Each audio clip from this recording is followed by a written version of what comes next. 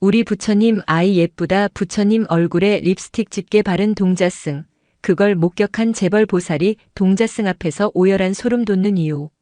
그날 무군산 현수암에는 늦가을에 눅눅한 바람이 불었다. 바람은 법당 처마 끝에 매달린 풍경을 때리는 대신 젖은 솜처럼 감기며 소리를 삼켰다. 대웅전은 그래서 더 고요했다. 그 정적을 깬 것은 왁스 특유의 달고 비릿한 냄새였다. 7살배기 동자승 명호는 제 키보다 3뼘은 더 큰 약사 열애불 앞에 서 있었다. 명호는 작은 제기 받침대를 딛고 위태롭게 발도둠한 채 부처의 마모된 입술에 선홍색 립스틱을 칠하고 있었다. 맨 먼저 그것을 발견한 것은 공양미를 이고 들어오던 공양주의 눈이었다. 그녀는 숨을 들이마신 채 입을 막았다. 쌀 한 줌이 바닥에 후두둑 쏟아지는 소리가 법당의 침묵을 핥히었다. 저 애가 지금. 현수암은 절벽 중턱에 매달리듯 아슬아슬하게 지어진 암자였다. 찾는 이가 드물었으나 오늘은 1년에 단 2번 있는 만금 보살의 특별 법회가 있는 날이었다. 그녀는 이 현수암의 실질적인 주인이었고 그녀가 시주한 돈으로 이 약사 열애불이 계금불사를 마친 것이 불과 석 달 전이었다. 공양주의 비명의 법회를 준비하던 스님들과 신도 몇몇이 대웅전으로 몰려들었다. 그리고 그들은 모두 얼어붙었다. 빛바랜 삼배 승복 소매를 걷어붙인 명호의 작은 손이 부처의 입술을 뭉개고 있었다. 붉은 립스틱은 수백 년 된 석불의 거친 표면을 따라 지렁이처럼 번져나갔다. 아이는 진지했다. 자그마한 입술을 꾹 다문 채 제단에 올려둔 작은 손거울로 비친 부처의 얼굴과 실제 얼굴을 번갈아 보며 솜씨를 다듬는 중이었다. 제단 아래에는 분첩이 열려 있었고 수처럼 생긴 눈썹 연필이 나뒹굴고 있었다. 저놈이 미쳤나? 가장 먼저 정신을 차린 것은 규율을 담당하는 원각 스님이었다. 그는 성큼성큼 다가가 받침대 위에 서 있는 명호의 팔을 거칠게 잡아챘다. 명호는 중심을 잃고 바닥으로 굴러떨어졌다. 손에 쥐고 있던 립스틱이 대리석 바닥을 굴러 딱 하는 경쾌한 소리를 내며 멈췄다. 이 무슨 해괴망측한 짓이냐? 내 놈이 부처님 조난에 감히 이 요망한 것을. 원각 스님의 고함은 묵직한 종소리처럼 법당을 울렸다. 명호는 넘어진 채 눈만 끔뻑였다. 아이의 눈에는 공포보다 억울함이 먼저 어렸다. 예쁘게 해드리려고. 예쁘게? 원각 스님은 기가 막힌다는 듯 명호를 노려보았다. 그때 법당 입구에서 비단 저고리가 스치는 소리와 함께 날카로운 목소리가 끼어들었다. 지금 이게 무슨 소란입니까? 만금 보살이었다. 그녀는 수백만 원을 호가하는 듯한 자수정 염주를 손목에 걸고 한치의 흐트러짐 없는 모습으로 법당 중앙에 섰다. 그리고 그녀의 시선이 불상에 닿았다. 정확히는 붉게 뭉개진 부처의 입술에 닿았다. 만금 보살의 곱게 화장한 얼굴이 순식간에 굳어졌다. 그녀는 손에 든 향 주머니를 바닥에 떨어뜨렸다. 저것이. 그녀의 손가락이 부들부들 떨리며 불상을 가리켰다. 누가 감히 나의 부처님께 저런 망측한. 그녀의 나의 부처님이라는 말에 몇몇 스님들이 불편한 듯 시선을 피했다. 이 약사 열애불은 만금 보살이 돌아가신 남편의 극락왕생을 빌며 거액을 시주에 복원한 것이었다. 그녀에게 이 불상은 신앙의 대상이자 그녀의 부와 정성을 증명하는 기념비였다. 원각 스님은 만금 보살 앞에서 더욱 엄격한 목소리로 명호를 다그쳤다. 이 아이가 저지른 짓입니다, 보살님. 이 발칙한 놈이. 아이? 저 아이가? 만금 보살의 시선이 원각의 발치에 주저앉은 명호에게 향했다. 명호는 7살.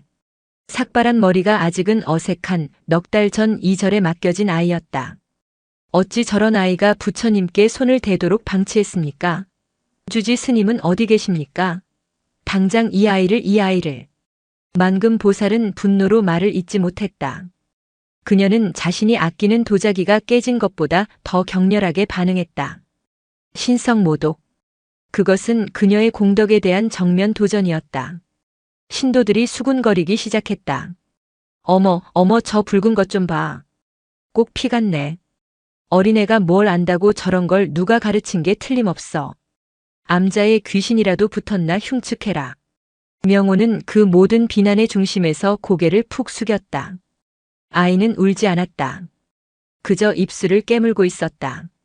제단 위 붉은 입술을 갖게 된 약사 열애불은 여전히 표정 없는 얼굴로 중생을 내려다보고 있었다. 그러나 그 뭉개진 붉은 자국 때문에 마치 부처가 입꼬리를 비틀며 기괴하게 웃거나 혹은 피를 토하며 고통스러워하는 것처럼 보이기도 했다. 법당의 공기는 차갑게 얼어붙었다. 늦가을 묵은 산의 스산한 안개가 열린 문틈으로 뱀처럼 기어들어와 붉게 번진 부처의 입술을 감쌌다. 그때 법당 뒤편에서 마른 기침 소리와 함께 조용한 발걸음이 들려왔다. 현수암의 주지 지산 노스님이었다. 그는 방금 깊은 좌선에서 깨어난 듯 느리고 고요한 걸음으로 다가왔다. 지산 스님은 이 소란의 중심에 섰다. 그는 경로한 만금 보살과 굳어진 원각 스님, 그리고 바닥에 웅크린 명호를 차례로 훑어보았다. 그리고 마지막으로 그의 시선은 붉은 입술의 약사 열애불에게 향했다. 그는 아주 오랫동안 불상을 바라보았다. 그 침묵은 법당 안의 모든 소리를 압도했다. 만금 보살이 그 침묵을 깨고 울부짖듯 소리쳤다. 주지 스님, 저 흉물을 보십시오. 당장 저 아이를 내쫓으시고 불상을 정화해야 합니다. 저것은 불경입니다. 지산 스님은 불상에서 시선을 거두지 않은 채 나지막이 입을 열었다. 보살님. 그의 목소리는 쇠처럼 차가웠으나 그 안에 미세한 떨림이 있었다. 불경이라 하셨습니까? 그는 천천히 명호에게 다가갔다. 아이는 주눅이 들어 몸을 더 작게 말았다. 지산 스님은 아이의 눈높이에 맞춰 조용히 쪼그려 앉았다. 그리고는 바닥에 떨어진 립스틱을 주워들었다. 자두색이라고 적힌 싸구려 화장품이었다. 명호야. 왜 그랬느냐? 원각 스님이 참지 못하고 끼어들었다. 스님, 저 아이는 회초리로 다스려야 할 뿐 물을 가치가 없습니다. 지산 스님은 손을 들어 원각 스님을 제지했다. 그의 눈은 오직 명호만을 향해 있었다. 명호는 한참을 망설였다. 그리고 아주 작은 목소리로 하지만 법당 안의 모든 사람이 들을 수 있을 만큼 또렷하게 대답했다. 부처님도 예뻐지시라고요. 예뻐져? 네, 우리 엄마처럼요. 그 말에 만금 보살은 실소했다. 어미라니. 부처님을 내 속세의 어미 따위에 비유해. 명호는 그 말에 고개를 번쩍 들었다.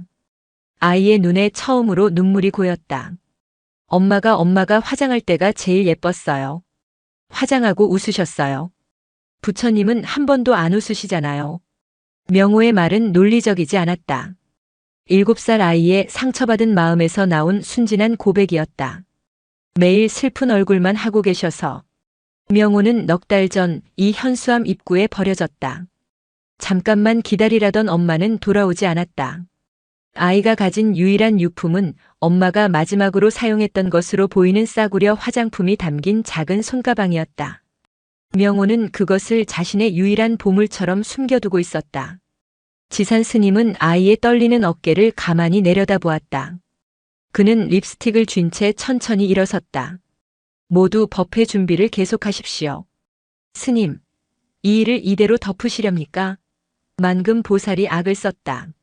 지산 스님은 그녀를 돌아보았다. 덮는 것이 아닙니다. 보는 것입니다. 무엇을 말입니까? 저 아이의 마음을, 그리고 보살님의 마음을. 지산 스님은 명호의 손을 잡았다. 아이의 손은 얼음장처럼 차가웠다. 그리고 저 붉게 물든 부처님의 마음도 보아야지요. 그는 명호를 데리고 법당을 나섰다. 뒤에 남은 것은 분노로 치를 떠는 만금 보살과 이해할 수 없다는 표정의 원각 스님, 그리고 끔찍한 이물감으로 번들거리는 약사열애불의 붉은 입술뿐이었다. 지산 스님의 방은 무염실이라 불렸다.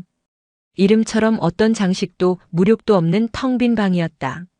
오직 오래된 경전에서 나는 묵은 종이 냄새와 지산 스님이 직접 다리는 약초에 쓴 내음만이 가득했다. 명호는 차가운 방바닥에 무릎을 꿇고 앉아 있었다. 지산 스님은 말없이 찬물을 올렸다. 밖에서는 만금 보살이 원각 스님을 닦다라는 소리가 희미하게 들려왔다.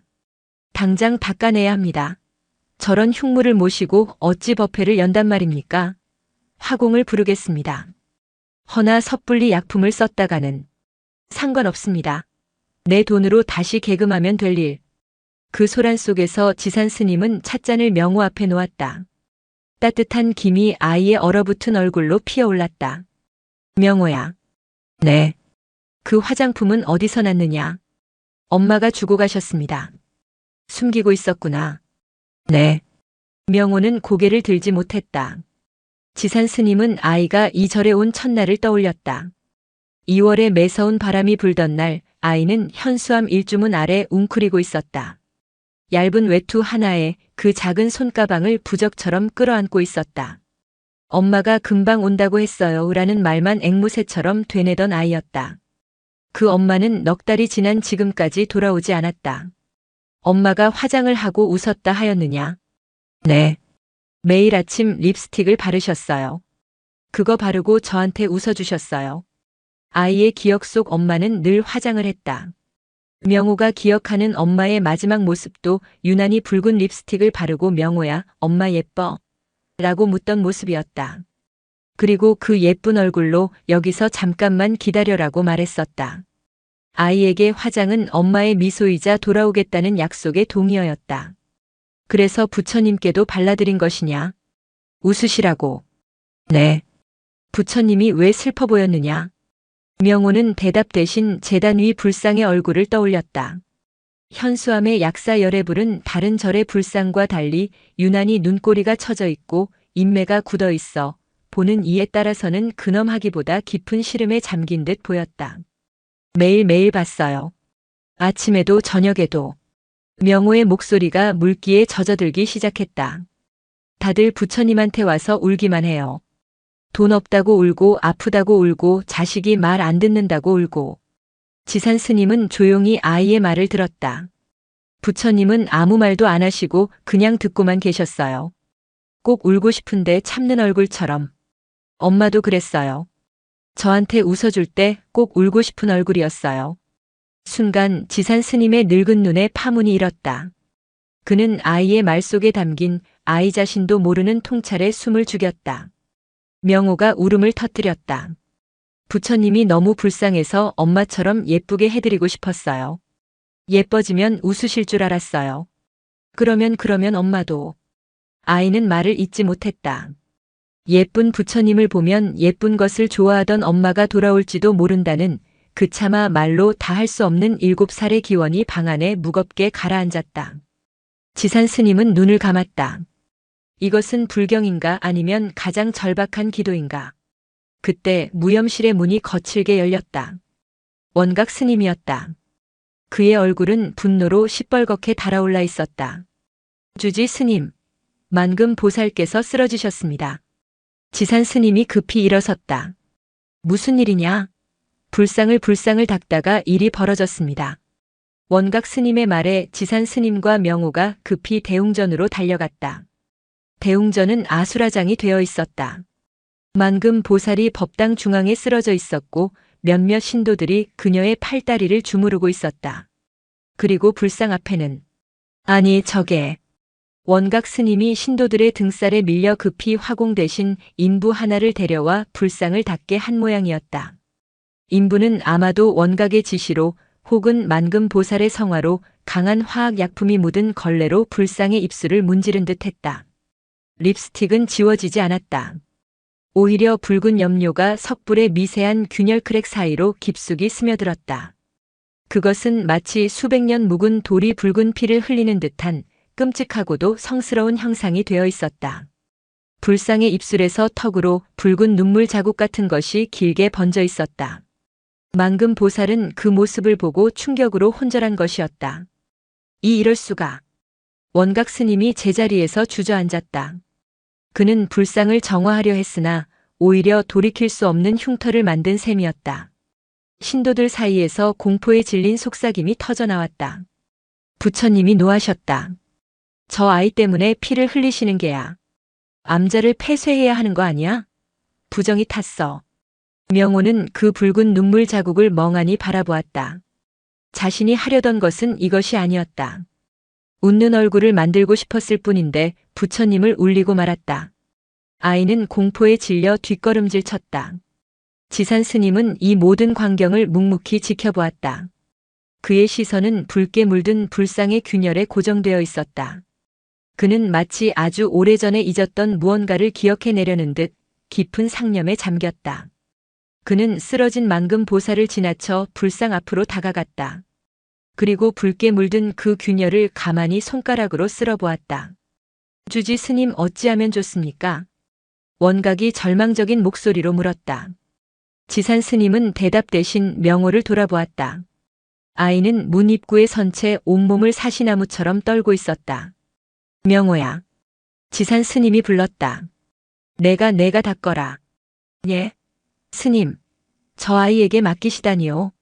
원각이 기겁하며 소리쳤다. 저것은 내가 만든 상처이니 내가 닦아야 한다.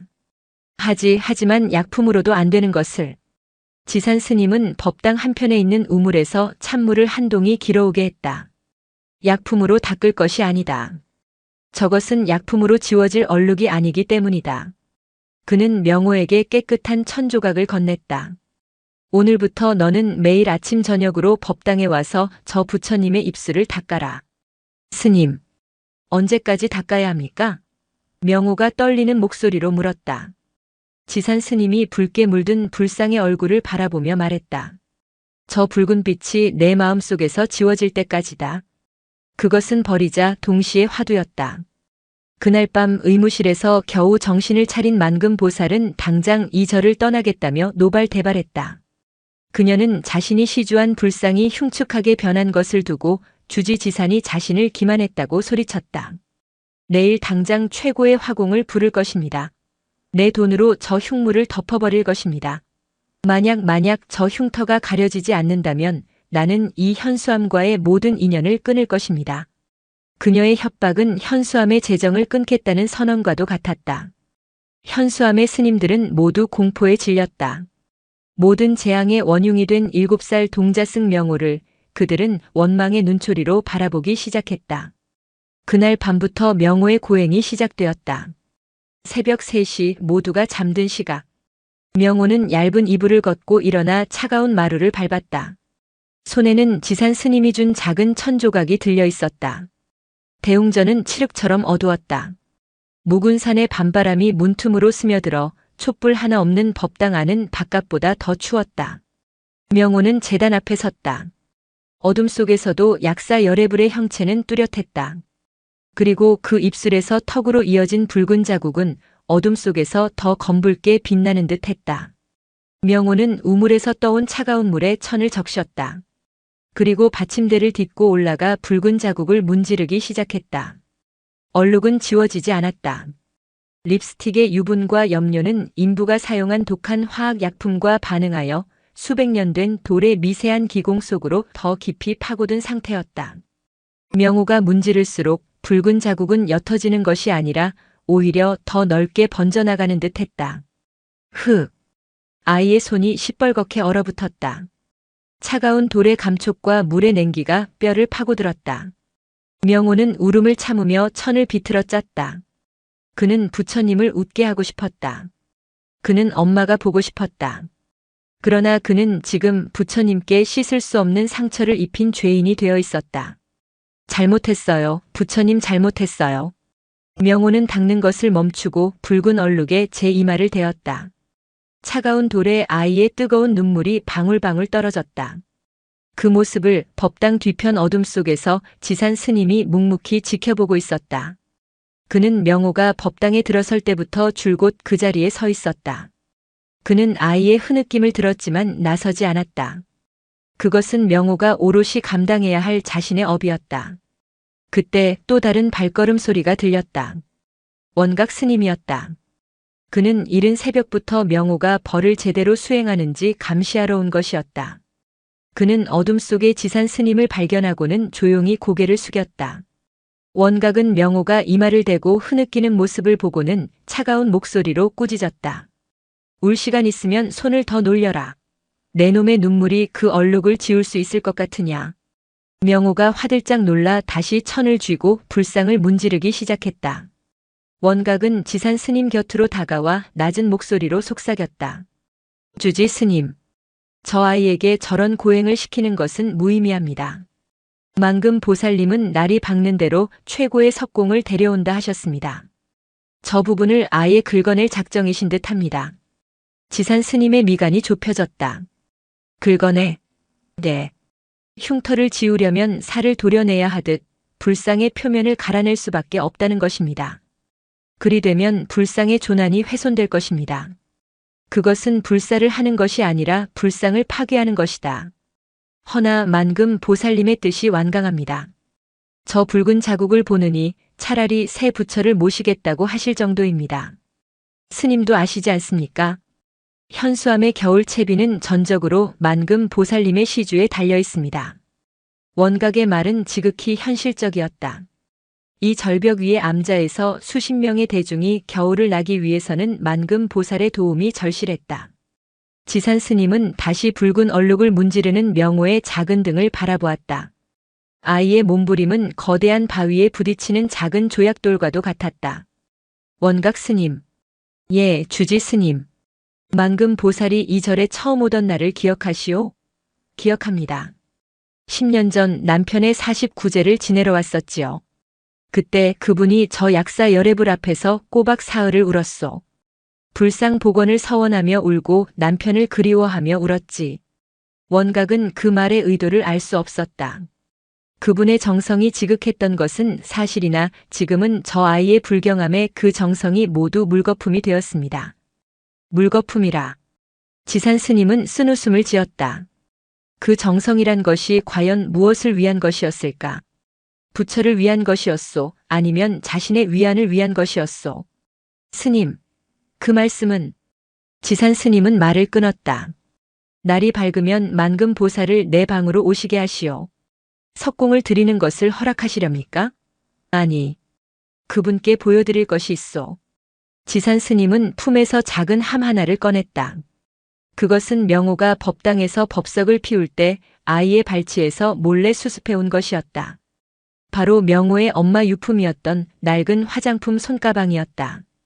다음 날 아침 동이 트기도 전에 만금 보살이 보란듯이 2명의 석공을 대동하고 현수암에 들이닥쳤다.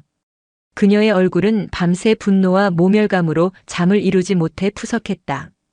주지 스님, 약조대로 사람들을 데려왔습니다. 당장 저 흉물을. 지산 스님은 그녀를 무염실로 청했다. 보살님, 석공들은 잠시 밖에 기다리라 하십시오. 드릴 말씀이 있습니다. 드릴 말씀이라니요? 저는 스님의 변명을 들을 시간이 없습니다. 변명이 아닙니다. 보살님께 묻고 싶은 것이 있습니다. 지산 스님은 만금 보살을 방 안에 앉히고 원각 스님에게도 함께 자리하라 명했다. 지산 스님은 말없이 명호의 손가방을 그녀 앞에 내밀었다. 만금 보살은 그것이 무엇인지 몰라 미간을 찌푸렸다. 이것이 무엇입니까? 어디서 난 쓰레기입니까? 어제 명호가 불상에 화장을 할 때 쓰였던 것입니다. 그 흉측한 것들을 제게 보이시는 연유가 뭡니까? 만금 보살이 불쾌한 듯 소리쳤다. 지산 스님은 가방을 열었다. 안에는 립스틱과 깨진 분첩, 그리고 눈썹 연필이 들어있었다. 이것들이 보살님의 눈에도 익지 않으십니까? 뭐라고요? 내가 어찌 저런 천박한 것들을... 천박하다. 지산 스님은 가방 안에서 깨진 분첩을 꺼내 들었다. 자개로 장식된 지금은 낡았지만 한때는 무척이나 고급스러웠을 물건이었다. 보살님, 10년 전 남편의 49제를 지내러 이 절에 오셨을 때 보살님께서는 따님과 동행하셨습니다. 순간 만금 보살의 얼굴이 석고상처럼 굳어졌다. 그녀의 눈동자가 격렬하게 흔들렸다. 원각 스님도 놀라 지산 스님을 바라보았다. 만금 보살의 따님은 10년 전 남편의 49제가 끝나고 얼마 지나지 않아 불의의 사고로 세상을 떠난 것으로 알려져 있었다. 그 이후 만금 보살은 더 독실하게 절에 매달렸다. 그 아이 이야기는 어찌... 그 따님이 저 약사 열애불 앞에서 어머니 만금 보살께서 우는 동안 법당 뒤편에서 몰래 분을 바르던 모습을 제가 보았습니다. 지산 스님은 깨진 분첩을 만금 보살의 눈앞에 더 가까이 가져갔다. 어머니의 슬픔을 위로할 길 없어 어미가 사주었던 이 분첩을 몰래 바르며 웃으려 애쓰던 그 아이의 얼굴을 저는 기억합니다. 만금 보살의 입술이 파르르 떨렸다. 그녀는 그 분첩을 알아보았다. 그녀가 유일한 딸에게 20살 성년의 날 선물로 사주었던 것이었다. 이것이 어찌. 그 따님이 세상을 뜨고 보살님께서는 따님의 유품을 정리하며 이 화장품 가방을 이절 어딘가에 버리셨겠지요. 차마 태우지도 간직하지도 못하고 명호가 그것을 주운 것입니다. 만금 보살은 숨을 쉴 수 없었다. 명호가 부처님께 바른 립스틱. 그것은 명호 엄마의 것이 아니었다. 그것은 10년 전 자신의 죽은 딸이 사용하던 것이었다. 명호가 부처님을 보고 슬픈 얼굴이라 한 것. 명호가 엄마처럼 예쁘게 웃으라며 립스틱을 바른 것. 그것은 명호 자신의 그리움이자 동시에 10년 전 이 절에 머물렀던 죽은 딸의 슬픔이기도 했다. 두 개의 다른 슬픔이 화장품이라는 매개를 통해 시공을 초월하여 약사 열애불의 얼굴에 겹쳐진 순간이었다. 아! 만금 보살은 무너져 내렸다. 그녀가 흉물이라 부르며 지우려 했던 그 붉은 자국은 자신의 죽은 딸이 남긴 마지막 흔적이었던 것이다. 지산 스님은 밖에서 명호를 불렀다. 밤새도록 얼룩을 닦다 지쳐 잠든 명호가 졸린 눈을 비비며 무염실로 들어왔다. 지산 스님이 명호에게 말했다. 명호야. 이 보살님께 어제 내가 본 부처님 얼굴에 대해 다시 말씀드려라. 명호는 만금 보살을 겁먹은 눈으로 바라보며 작은 목소리로 말했다. 부처님이 꼭 울고 싶은데 참는 얼굴이셨어요. 그 말에 만금 보살은 더 이상 참지 못하고 오열했다. 그것은 지난 10년간 남편과 딸을 잃고 독하게 버텨왔던 그녀 자신의 얼굴이었기 때문이었다. 무염실 염실의 공기는 수처럼 타들어가 재가 된 슬픔으로 무거웠다. 만금 보살은 바닥에 주저앉아 지산 스님이 내민 작의 분첩을 붙들고 짐승처럼 울었다. 그것은 통곡이라기보다 지난 10년간 억눌러왔던 생떼 같은 살점이 찢겨나가는 소리였다. 그녀는 남편을 잃었을 때도 이렇게 울지 않았다. 남편의 죽음은 예상된 이별이었고 재산을 물려받은 그녀에게는 과부라는 무거운 지위와 함께 보살이라는 존경이 따라붙었다. 그녀의 슬픔은 정제된 의식이었고 시주라는 이름의 과시였다. 그러나 딸의 죽음은 달랐다. 20살 가장 화려하게 피어나던 딸 수연. 그녀는 아비의 49제가 끝나고 보름도 되지 않아 빗길에 차가 미끄러지는 사고로 허망하게 가버렸다. 만금 보살은 그 죽음을 받아들일 수 없었다. 왜 하필 자신의 모든 것을 바쳐 남편의 극락왕생을 빌던 그 순간에 부처는 자신의 딸을 데려갔는가. 그녀는 부처를 원망했다. 그리고 동시에 죽은 딸을 원망했다. 그 애가 그날. 만금 보살이 울음 섞인 목소리로 겨우 입을 열었다. 원각 스님과 지산 스님은 침묵 속에서 그녀의 10년 묵은 고해를 들었다. 아비가 죽었는데도 저것을 바르고 있었습니다. 그녀의 손이 분첩을 경멸하듯 움켜쥐었다. 제가 곡을 하다 실신에 쓰러져 있던 방에서 그 애는 거울을 보며 저 연지 립스틱을 바르고 있었어요. 제가 그것을 보고 그녀는 딸의 뺨을 세차게 때렸다. 아비가 죽었는데 내년은 사내라도 만나러 갈 작정이냐? 악담을 퍼부었다. 20살의 수연은 뺨을 맞고도 울지 않았다. 그저 붉은 입술로 어미를 가만히 바라보며 말했다. 엄마, 나라도 웃어야 아빠가 웃으면서 가지. 만금 보살은 그 말을 이해하지 못했다. 그녀는 딸의 그 웃음을 아비의 죽음에 대한 모독이자 어미에 대한 배신이라 여겼다. 그리고 그날 오후 딸은 차를 몰고 나갔다가 다시는 돌아오지 못했다. 제가 죽인 겁니다. 그 애가 바른 립스틱을 제가 저주했어요. 딸의 유품을 정리하던 날 그녀는 이 화장품 가방을 발견했다. 그녀는 그것을 불태우지도 버리지도 못했다. 자신의 죄가 담긴 증거물처럼 그녀는 그것을 현수암 뒤편 가장 깊은 숲속 바위 틈에 던져버렸다. 부처가 보지 못하는 곳에 자신의 죄를 숨기듯. 그런데 그것이 10년의 세월을 돌아 어미를 잃은 또 다른 아이의 손에 들어가 자신이 시주한 부처의 얼굴에 발린 것이었다. 아, 수연아, 내 딸아. 원각 스님은 이 기막힌 인연의 고리 앞에서 할 말을 잃었다. 그가 불경이라 규정했던 붉은 얼룩은 한 아이의 그리움과 한 어미의 참회가 뒤엉킨 피눈물이었다. 그는 감히 닦아내라거나 긁어내라는 말을 입에 담을 수 없었다. 지산 스님은 방구석에서 이 모든 광경을 겁에 질려 지켜보던 명호를 불렀다. 명호야, 이리 오너라. 명호는 조심스럽게 만금 보살의 곁으로 다가갔다. 만금 보살이 고개를 들었다. 눈물로 범벅이 된 그녀의 얼굴이 명호의 맑은 눈동자에 비쳤다. 보살님, 지산 스님이 나직이 말했다. 저 아이가 본 것은 명호 어미의 슬픔이기도 하고 보살님 따님의 슬픔이기도 하며 또한 보살님 자신의 슬픔이기도 합니다. 부처는 중생의 모든 얼굴을 하고 계시다 하였습니다. 명호는 저 약사 열애불의 수많은 얼굴 중 하필이면 가장 깊이 숨겨져 있던 수연보살의 얼굴을 본 것입니다. 만금 보살은 명호의 작은 손을 내려다보았다. 밤새도록 차가운 돌을 문지르느라 아이의 손은 동상에 걸린 듯 붉게 부르터 있었다. 그 작은 손이 자신의 딸이 마지막으로 쥐었던 립스틱을 쥐었다. 너. 만금 보살이 떨리는 목소리로 명호에게 물었다. 너 내 딸이 무엇하더냐? 부처님 얼굴이 어떠하더냐? 명호는 이 상황을 다 이해할 수 없었다. 그는 그저 자신이 본 것을 정직하게 말했다. 웃고 싶어 하셨어요. 그런데 너무 슬퍼서 웃는 법을 잊어버린 얼굴이셨어요. 그 말은 만금 보살의 심장을 꿰뚫었다. 그것은 딸이 죽은 뒤 10년간 단 한 번도 진심으로 웃어본 적 없는 자기 자신의 얼굴이기도 했다.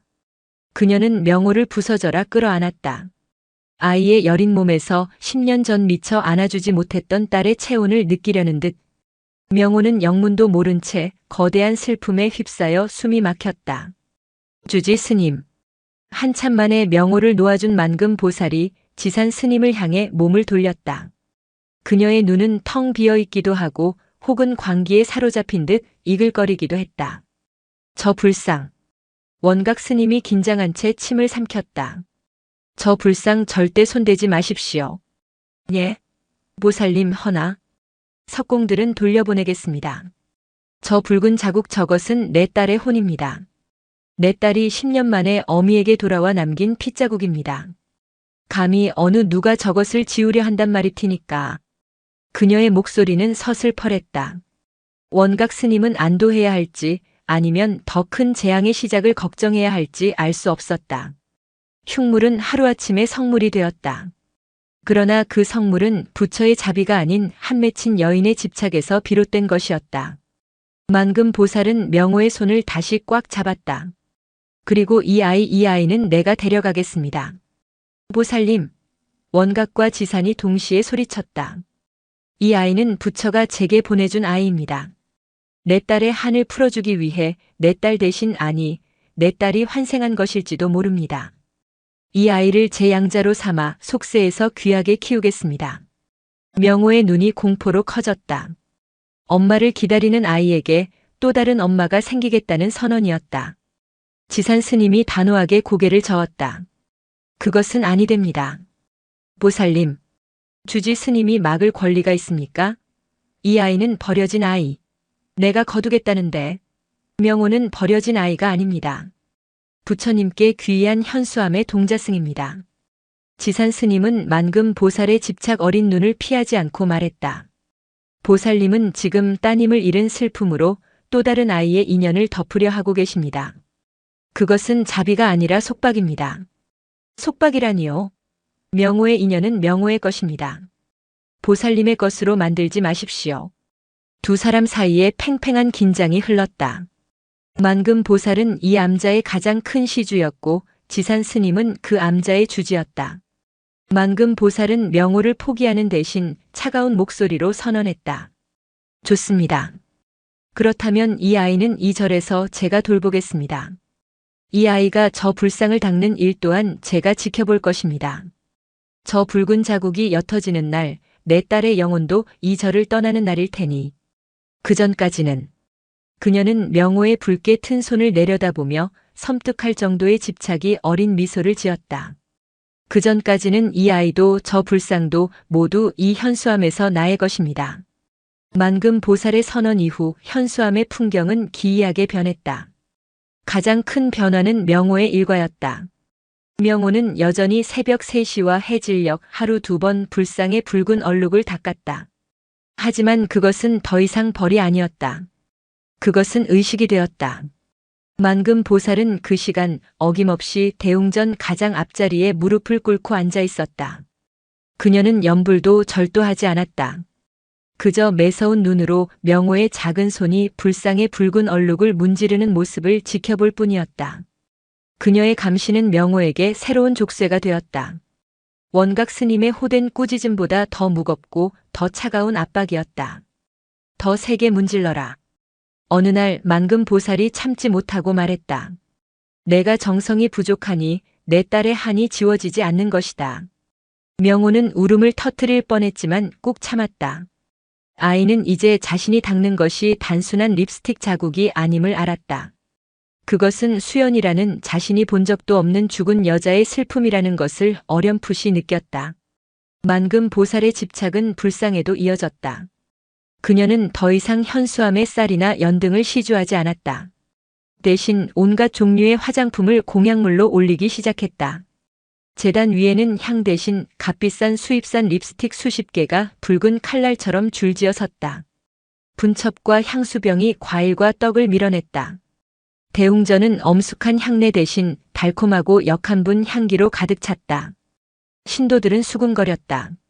어떤 이들은 만금 보살의 광기에 질려 발길을 끊었고 어떤 이들은 오히려 딸의 한이 서린 영험한 불상이라며 기묘한 호기심을 품고 찾아왔다.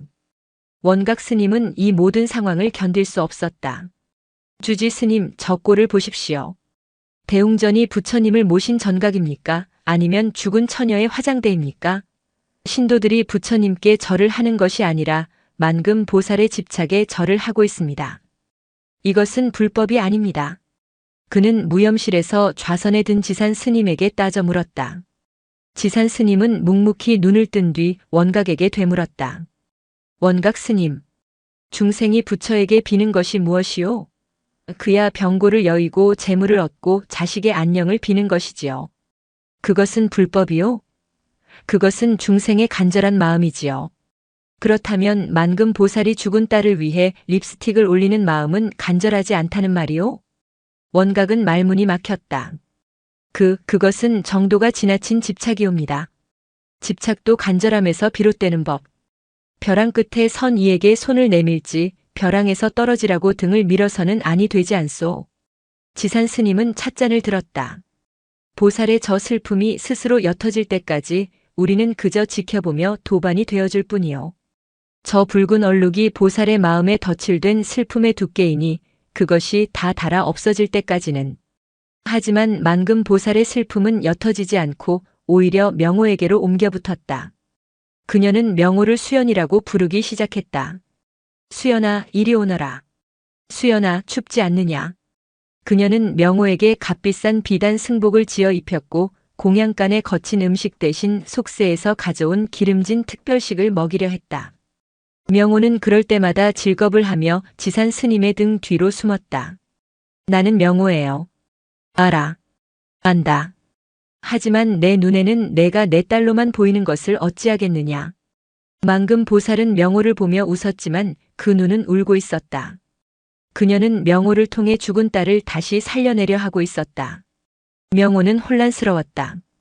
버리고 간 엄마를 기다리는 자신에게 죽은 딸을 찾는 또 다른 엄마가 나타났다. 아이는 이 거대하고 질척한 슬픔에서 벗어나고 싶었다. 그러던 어느 날 명호는 다시 그 화장품 가방을 몰래 열었다. 10년 묵은 립스틱. 모든 일의 시작이었던 자두색 립스틱. 명호는 깊은 밤 모두가 잠든 사이 몰래 대웅전으로 갔다. 만금 보살이 공약물로 올린 수십 개의 새 립스틱이 달빛에 번들거렸다. 부처님. 명호는 제단 앞에 섰다. 붉은 얼룩은 여전했다. 너무 무거워요. 명호는 자기도 모르게 10년 묵은 그 립스틱을 꺼내 들었다.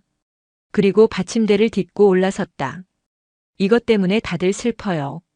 아이의 작은 손이 붉은 얼룩 위에 그 낡은 립스틱을 다시 덧칠하기 시작했다. 10년 묵은 슬픔 위에 7살 아이의 슬픔을 덧칠하는 행위였다. 예뻐지세요. 제발 그냥 웃으세요. 그것은 지우려는 행위가 아니었다.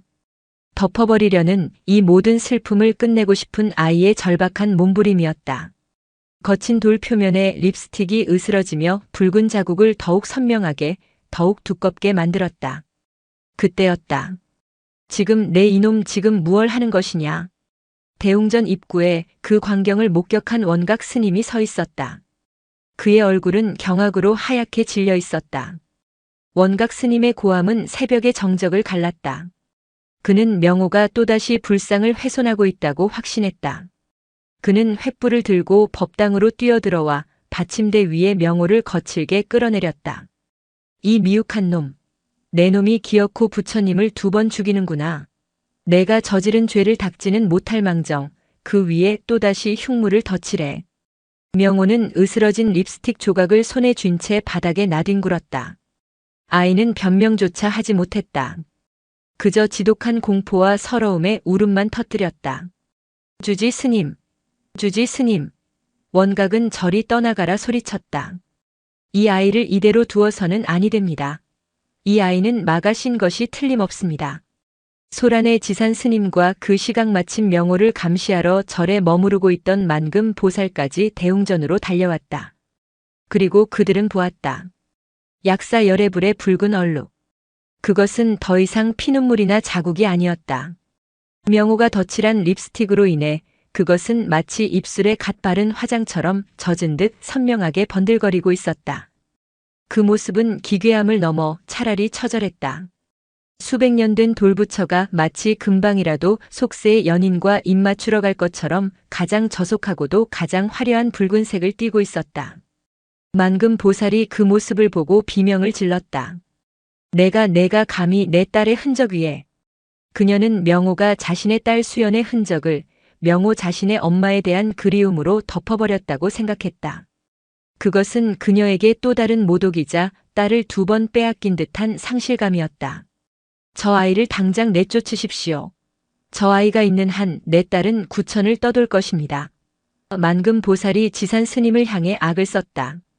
원각 스님도 거들었다. 스님 보셨지 않습니까? 저 아이는 교화가 불가능합니다. 저 아이를 속세로 돌려보내는 것이 현수암을 지키고 부처님을 지키는 유일한 길입니다. 대웅전의 모든 스님과 신도들이 명호를 마귀처럼 바라보았다. 명호는 이제 어미를 그리워한 순진한 아이가 아니라 절의 재앙을 끌어들인 불경한 존재로 낙인 찍혔다. 지산 스님은 이 모든 경랑의 한가운데서 묵묵히 불상을 바라보고 있었다.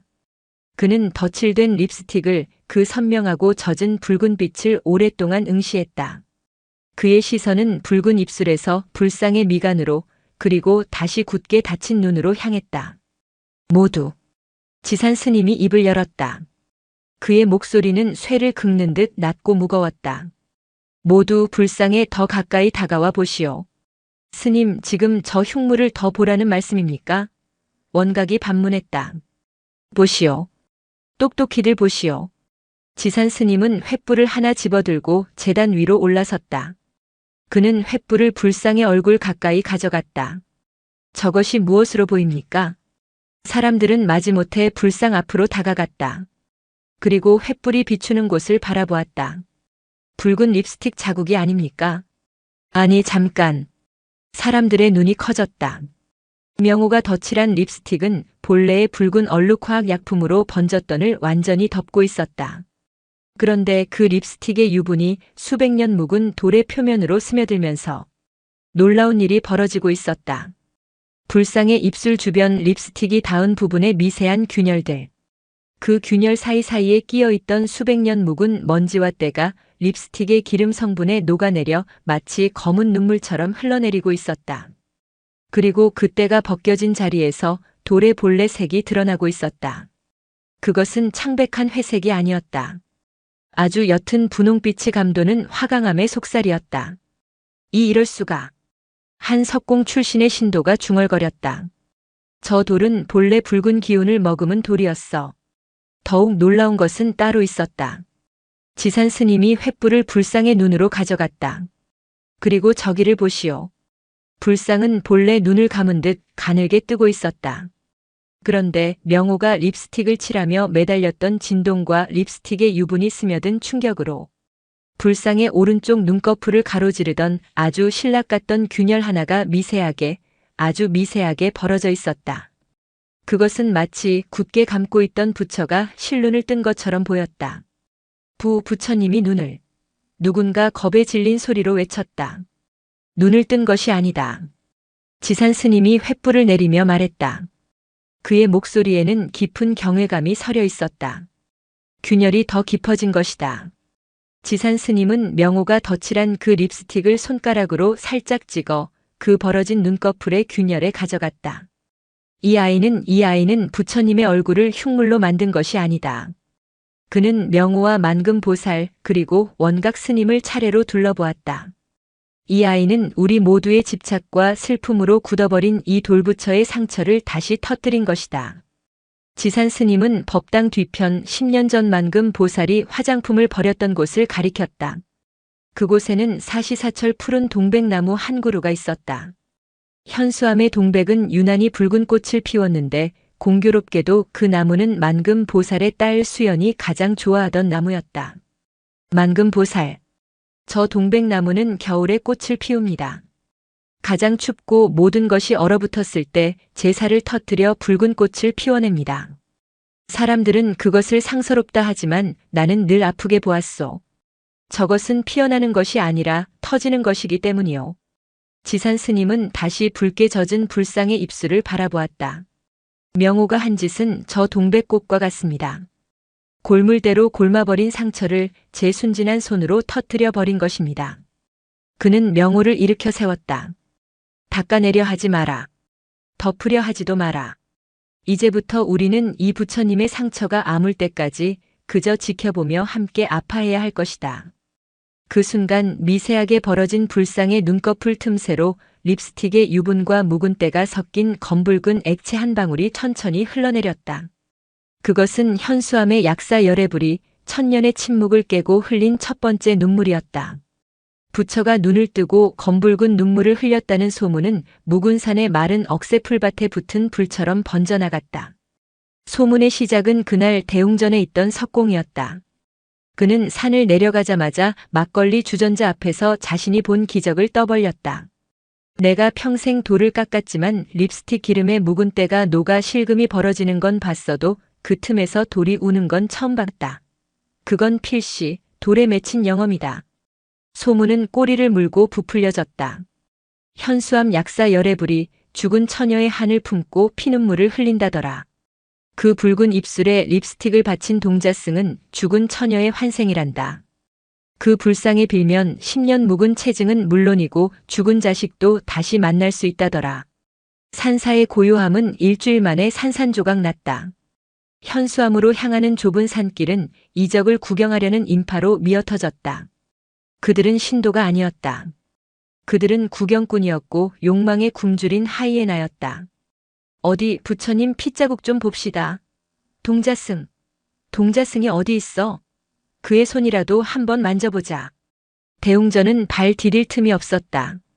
사람들은 향불 대신 너도 나도 싸구려 화장품을 제단에 밀어 올렸다. 금세 제단은 온갖 립스틱과 분첩으로 쓰레기장처럼 변했다. 사람들은 불상의 붉은 입술과 그 아래로 번진 검붉은 눈물 자국 기름때가 흘러내린을 보며 환호하거나 혹은 두려움에 떨며 돈을 던졌다. 이 광기의 한가운데 만금보살이 있었다. 그녀는 더 이상 슬픔에 잠긴 어미가 아니었다. 그녀는 이 기적을 주관하는 대보살이자 수연의 어미로서 군림했다. 그녀는 사비를 들여 대웅전 입구에 사람들을 통제하는 시종들을 세웠다. 그녀는 자신이 수연이라 부르는 명호를 법당 안쪽 가장 깊숙한 곳에 앉혀두었다. 명호는 값비싼 비단 승복을 입은 채 사람들의 구경거리가 되었다. 저 아이입니다. 내 딸 수연이의 영혼과 통한 신령한 아이입니다. 만금보살은 명호를 그렇게 소개했다. 사람들은 명호에게 절을 했다. 어떤 이들은 명호의 옷자락을 찢어가려 했고 어떤 이들은 병든 자식을 데려와 아이의 손에 만지게 해달라고 애원했다. 명호는 이 모든 상황을 감당할 수 없었다. 아이는 입을 닫았다. 그날 이후 명호는 단 한마디도 하지 않았다. 굳게 닫힌 입술은 붉은 립스틱이 발렸던 약사 열애불의 입술을 닮아갔다. 명호가 할 수 있는 유일한 저항은 만금 보살이 주는 기름진 음식을 거부하고 그녀가 지어 입힌 비단옷을 몰래 흙먼지로 더럽히는 것뿐이었다. 원각 스님은 이 혼돈 속에서 갈피를 잡지 못했다. 처음에 그는 이 광기를 혐오했다. 이것은 불법이 아니다. 시장 바닥이다. 그는 사람들을 쫓아내려 했지만 그럴 때마다 만금 보살이 막아섰다. 스님, 중생이 제 발로 부처를 찾아왔거늘 어찌 내치시렵니까? 저들이 흘리는 저 시죽음이 현수암의 겨울을 나게 할 것입니다. 그녀의 말은 틀리지 않았다. 불전함은 하루가 다르게 넘쳐났다. 원각 스님은 그 돈으로 낡은 기와를 갈고 스님들의 해진 승복을 새로 맞출 수 있었다. 가난했던 암자의 기름이 돌기 시작했다. 원각은 서서히 타협했다. 그는 불경 대신 영엄이라는 단어를 쓰기 시작했다. 그는 이 광기를 관리하기 시작했다. 그는 불상 앞에서 목탁을 치며 낯선 욕망에 절을 하는 사람들의 등을 향해 반야심경을 읊었다. 그의 연불 소리는 어느 때보다 컸지만 그 울림은 공허했다. 지산 노스님만이 이 모든 소란에서 비켜나 있었다. 그는 무염실에 칩거했다. 그는 대웅전에 나가지 않았다. 그는 명호가 덧칠한 그 자두색 립스틱을 재단에 올려두고 그것을 화두 삼아 좌선에 들었다. 터진 것은 돌의 상처인가 중생의 욕망인가. 그는 찾아오는 원각 스님에게도 아무런 답을 주지 않았다. 스님, 저 광기를 멈추셔야 합니다. 원각 스님. 폭풍은 멈추라 한다고 멈추는 것이 아니오. 그저 그 중심에서 고요히 폭풍의 눈을 바라볼 뿐이지. 허나 저 아이가 명호가 망가져가고 있습니다. 지산 스님의 눈이 가늘게 떨렸다. 그날 밤 지산 스님은 침묵하는 명호를 무염실로 불렀다. 명호는 흑투성이가 된 비단옷을 입은 채 텅 빈 눈으로 지산을 바라보았다. 지산 스님은 아이에게 붓과 먹을 내밀었다. 명호야, 말을 할 수 없다면 그리거라. 내가 무엇을 보고 있는지, 내 마음이 어떠한지 이 종이에 그리거라. 명호는 한참을 망설였다. 그리고 붓을 들었다. 아이의 손은 붉게 튼 채였지만 붓을 잡은 손길은 망설임이 없었다. 아이는 종이 위에 무언가를 그리기 시작했다. 그것은 불상이 아니었다. 엄마의 얼굴도 아니었다. 아이는 거대한 거미줄을 그렸다. 그리고 그 거미줄 한가운데 옴짝달싹 못하는 작은 나비 한 마리를 그렸다. 나비의 날개 한쪽은 붉게 찢겨 있었다. 지산 스님은 그 그림을 오랫동안 내려다보았다. 명호는 자신이 만금 보살의 집착이라는 거미줄에 걸린 날개가 찢어진 나비라고 말하고 있었다. 명호야. 지산 스님이 붓을 빼앗아 들었다. 거미줄을 끊는 것은 바람이다. 그는 먹을 찍어 명호가 그린 거미줄을 가로지르는 거대한 바람에 획을 그었다. 그리고 그 바람은 내 안에 있다. 명호는 그 말을 이해하지 못했다. 아이는 다시 고개를 숙였다. 그 순간 아이의 품속에서 무언가가 툭 하고 떨어졌다. 그것은 명호가 몰래 숨겨가지고 다니던 10년 묵은 그 자두색 립스틱이었다. 이미 뭉개지고 부러져 거의 형태만 남아있는 것이었다. 지산 스님은 그것을 주워들었다. 너는 아직도 이것을 쥐고 있구나. 명호가 다급하게 그것을 다시 빼앗아 쥐었다. 그것은 아이가 쥔 유일한 자신이었다. 만금 보살이 자신을 수연이라 부를 때마다 명호는 이 립스틱을 만지며 나는 명호다라고 되뇌었다. 지산 스님은 그 모습을 보며 깊은 한숨을 내쉬었다. 저 작은 것이 저 립스틱 하나에 갇혀 있었다. 그만 놓아주어야 한다. 지산 스님이 말했다. 그것은 내 어미의 것도 수연 보살의 것도 아니다. 그것은 그저 붉은 물감 덩어리일 뿐이다. 명호가 고개를 세차게 저었다. 아이는 울부짖고 싶었지만 소리가 나오지 않았다. 그때였다. 밖에서 원각 스님의 다급한 목소리가 들려왔다. 주지 스님, 큰일 났습니다. 불상이. 지산 스님과 명호가 대웅전으로 달려갔을 때 그곳은 아비규환이었다. 사람들은 공포에 질려 비명을 지르며 법당 밖으로 뛰쳐나가고 있었다. 부처님이 무너진다. 대웅전 안 약사 열애불 앞에 만금 보살이 넋이 나간 채 서 있었다. 그리고 불상을 비추는 횃불 아래 끔찍한 일이 벌어지고 있었다. 불상의 얼굴, 그 붉게 젖은 입술과 검붉은 눈물 자국이 흘러내린 뺨. 그 부위의 석재 표면이 부스러져 내리고 있었다. 명호가 덧칠한 립스틱의 유분이 10년 묵은 기름때와 섞여 수백 년 된 돌의 결속력을 완전히 파괴해버린 것이었다. 기름은 돌의 숨구멍을 막았고 밤낮의 기온 차이로 얼고 녹기를 반복하며 미세한 균열을 찢어놓았다. 지산 스님이 터졌다고 표현했던 그 상처는 이제 골마 터진 것을 넘어 문드러지고 있었다. 석공. 석공은 어디 있는가? 원각 스님이 소리쳤다. 며칠 전 기적을 떠벌렸던 그 석공이 사색이 된 얼굴로 불상 아래에서 돌가루 조각을 만져보고 있었다. 스님 늦었습니다. 석공이 절망적인 목소리로 말했다. 기름이 돌 속 깊이 파고들었습니다. 돌이 썩고 있습니다. 표면을 긁어내는 정도가 아니라 이대로 두면. 석공이 불상의 턱 부분을 손가락으로 가만히 밀었다. 스르르 마이너스 마치 마른 흙더미가 무너지듯 불상의 턱선 일부가 가루가 되어 떨어져 내렸다. 안 돼. 만금 보살이 무릎을 꿇었다. 그녀가 딸의 흔적이라 믿었던 그 붉은 입술이, 딸의 눈물이라 믿었던 그 검은 자국이 지금 부처의 얼굴을 썩게 만들고 있었다. 수연아, 수연아. 그녀는 무너지는 불상을 향해 기어가려 했다. 내 딸 얼굴이 무너진다 안 돼. 보살님, 정신 차리십시오. 원각이 그녀를 막아섰다. 석공이 지산 스님에게 고했다. 주지 스님. 유일한 방법은 저 부위를 완전히 드러내는 것뿐입니다. 얼굴의 하관을 모두 깎아내고 새 돌로 다시 붙여야 합니다. 허나 그리 되면 저것은 더 이상 현수암의 약사 열애불이 아니게 됩니다. 그것은 사형 선고였다. 불상의 얼굴을, 그 자비의 상징을 속세의 칼로 도려내야 한다는 뜻이었다. 사람들은 이제 현수암을 기적의 사찰이 아니라 저주받은 사찰이라 부르기 시작했다. 부처의 얼굴을 뭉갠 동자승 때문에 부처가 스스로 얼굴을 무너뜨린다. 저 절에 가면 재앙을 입는다. 며칠 만에 인파는 썰물처럼 빠져나갔다.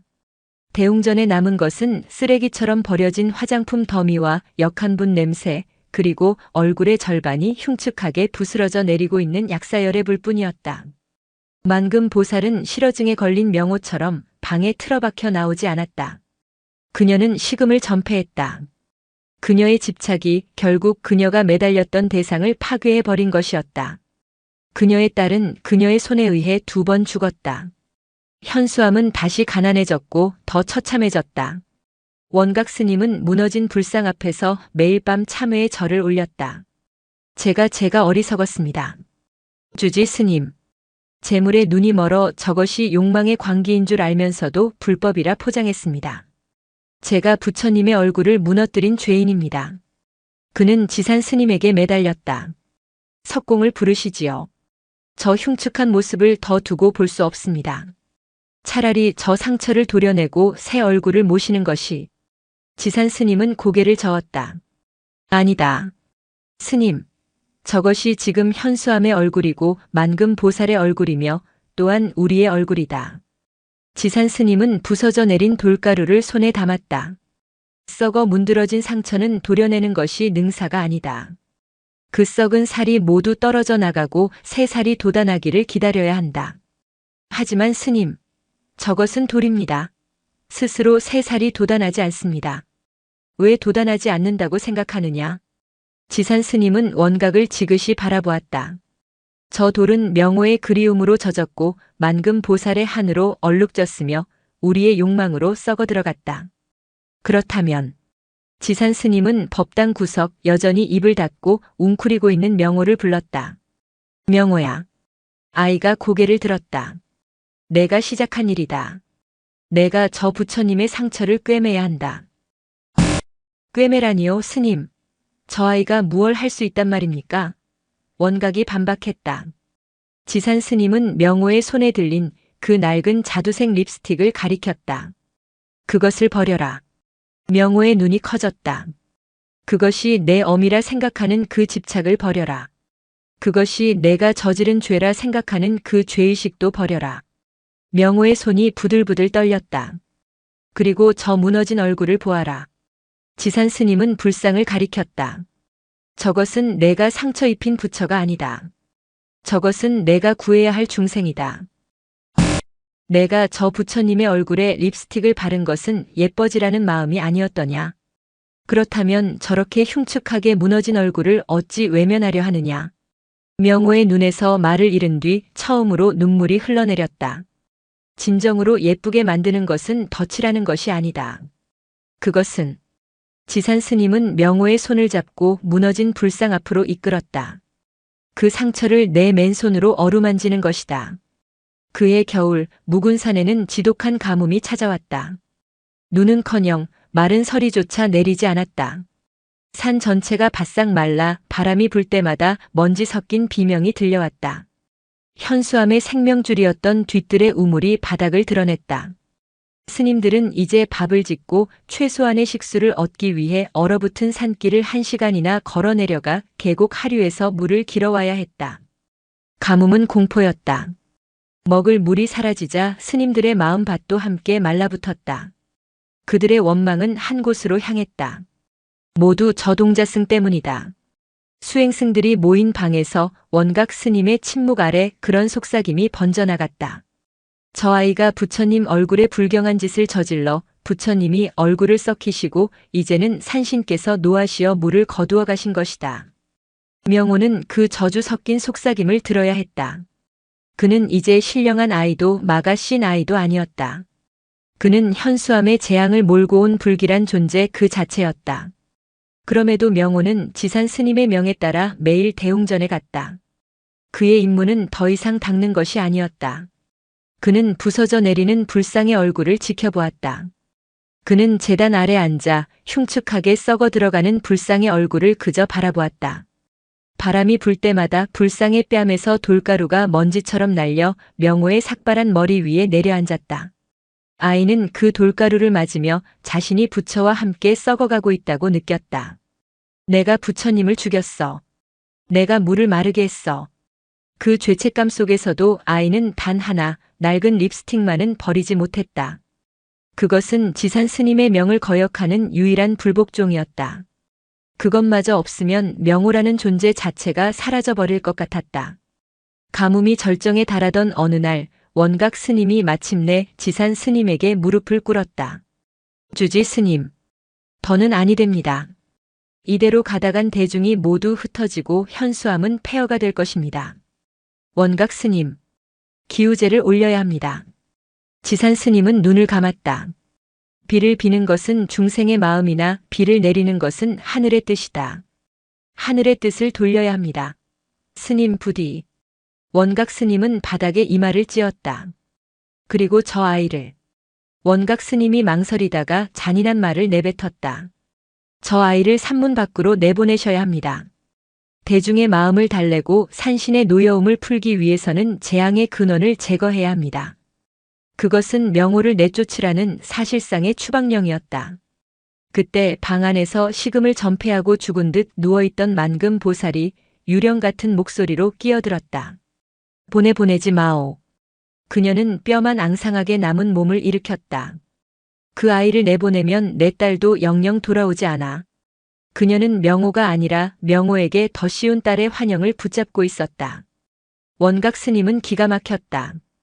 보살님, 저 아이 때문에 지금 이 사단이 났는데 보살님의 따님은 저 아이가 부처님 얼굴을 뭉개면서 이미 떠났습니다. 아니야, 떠나지 않았어. 저 불상이 무너지는 것은 수연이가 나오는 길이야. 만금 보살은 광기에 사로잡혀 있었다. 저 돌이 다 부서지고 나면 그 안에 내 딸이. 이것은 구원이 아니라 지독한 지옥도였다. 원각 스님은 이성을 잃은 만금 보살과 현실을 외면하는 듯한 지산 스님을 보며 절망했다. 그 모든 대화를 문 밖에서 명호가 듣고 있었다. 자신을 내쫓으라는 말. 자신이 재앙의 근원이라는 말. 자신을 딸의 환영으로 붙잡는 말. 명호는 깨달았다. 자신이 여기에 있는 한 이 모든 고통은 끝나지 않는다.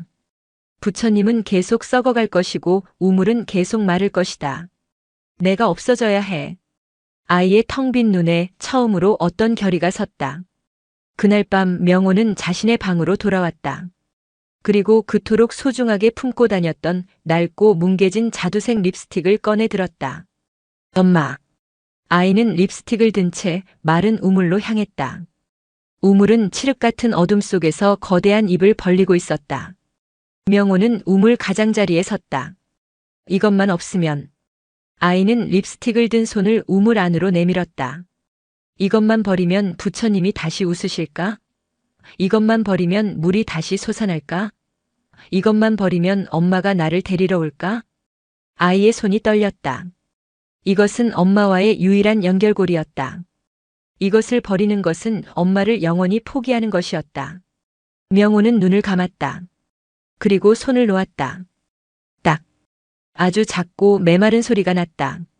립스틱은 먼지가 쌓인 마른 우물 바닥에 부딪혔다. 아무 일도 일어나지 않았다. 물은 솟아나지 않았다. 바람이 불어 마른 우물 속의 먼지만을 회오리처럼 감아 올릴 뿐이었다.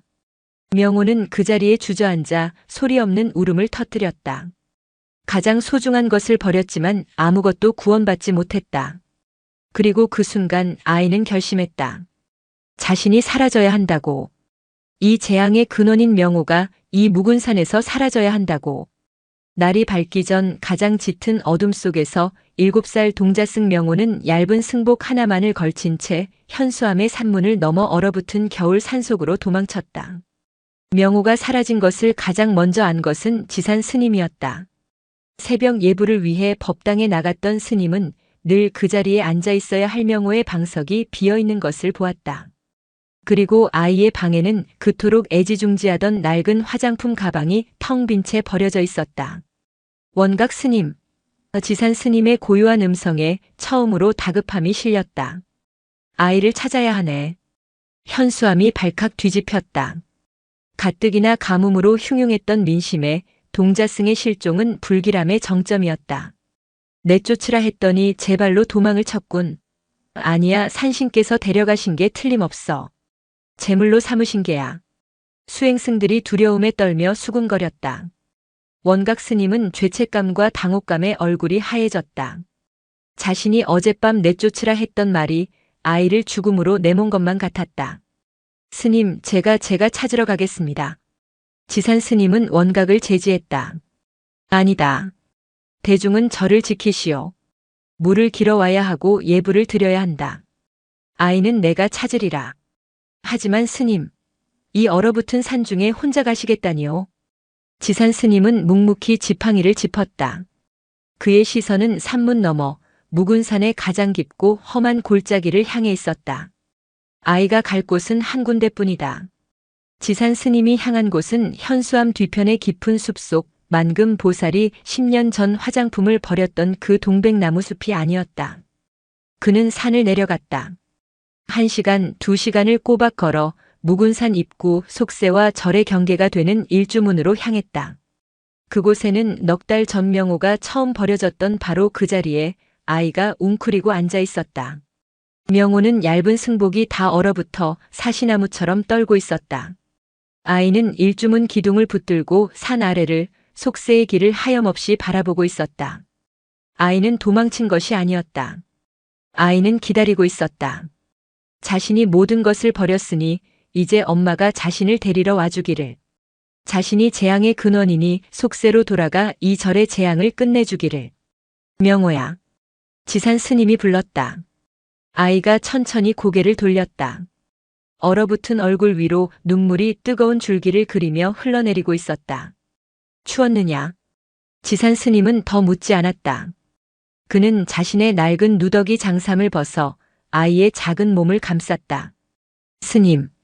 명호의 닫혔던 입이 몇 날 며칠 만에 처음으로 열렸다. 제가 다 버렸어요. 립스틱 우물에 버렸어요. 알고 있다. 그런데 왜? 아이는 말을 잇지 못했다. 왜 엄마는 오지 않느냐는, 왜 재앙은 끝나지 않느냐는 절규였다. 지산 스님은 아이를 업었다. 7살 아이는 깃털처럼 가벼웠다. 현수암으로 돌아가자. 싫어요. 제가 돌아가면 다들 불행해져요. 부처님이 썩고 있어요. 그렇지 않다, 명호야. 지산 스님은 아이를 업은 채 다시 험한 산길을 오르기 시작했다. 내가 본 것을 나도 보았다. 내가 부처님 얼굴에서 본 슬픈 얼굴. 나도 그것이 무엇인지 이제야 알았다. 지산 스님은 숨을 고르며 한 걸음 한 걸음 산을 올랐다. 명호야. 너는 불상을 훼손한 것이 아니다. 하지만 썩고 있잖아요. 너는 그저 이미 썩어 있던 것을 세상에 드러냈을 뿐이다. 지산 스님은 걸음을 멈추고 명호를 내려놓았다. 그는 대웅전을 향해 손짓했다. 저 약사 열애불은 내가 립스틱을 칠하기 훨씬 이전부터 이미 병들어 있었다. 명호는 그 말뜻을 이해하지 못했다. 10년 전 만금 보살이 시주하여 개금 불사를 하기 전, 저 불상은 이미 깊은 균열을 안고 있었다. 비바람에 깎이고 세월에 마모되어 내가 립스틱을 칠했던 바로 그 입술 부근에 가장 큰 상처가 있었지. 만금 보살은 그 상처를 치유하려 한 것이 아니다. 그녀는 자신의 돈으로 그 상처를 황금으로 덮어버린 것이다. 지산 스님의 목소리에 깊은 슬픔이 배어나왔다. 그녀는 부처를 모신 것이 아니라 자신의 공덕을, 자신의 슬픔을 금박으로 포장하여 동인한 것이야. 황금 칠알에서 돌의 상처는 숨을 쉬지 못했다. 균열은 겉으로 보이지 않았지만 안에서부터 서서히 썩어가고 있었다. 너의 그 순진한 립스틱은 명호야, 그 두꺼운 황금칠과 위선을 녹여버린 것이다. 내가 낸 상처가 아니라 이미 있던 상처가 골마 터져 나온 것이다. 내가 본 슬픈 얼굴은 황금 속에 갇혀 신음하던 돌의 진짜 얼굴, 그 진면목이었던 게다. 명호는 그제야 깨달았다. 자신이 한 일은 부처님을 아프게 한 것이 아니라 아픈 부처님의 신음을 세상에 알린 것이었다. 가자, 명호야. 지산 스님은 다시 아이의 손을 잡았다. 이제 저 부처님의 상처를 진정으로 치유해 줄 시간이다. 제가 어떻게? 내가 버렸던 그것으로. 립스틱이요? 아니다. 지산 스님이 명호의 가슴을 가리켰다. 그것을 버릴 때의 그 마음. 내가 가진 가장 소중한 것을 남을 위해 기꺼이 버렸던 그 마음. 그것이 자비다. 그리고 그것이야말로 저 썩어가는 돌을 구할 유일한 약이다. 두 사람이 현수암으로 돌아왔을 때 원각 스님과 만금 보살이 참담한 얼굴로 그들을 맞았다. 지산 스님은 명호를 대웅전 중앙에 세웠다. 그리고 선언했다. 오늘 현수암의 약사 열애불 불사를 다시 시작한다. 원각 스님이 물었다. 석공을 부르시겠습니까? 아니다. 지산 스님은 마른 우물을 가리켰다. 물을 길어올 것이다. 그리고 저 부처님의 얼굴을 우리가 직접 씻어낼 것이다. 하지만 스님, 물이 없습니다. 물이 없다면. 지산 스님은 법당에 버려진 그 수많은 립스틱과 화장품 쓰레기들을 바라보았다.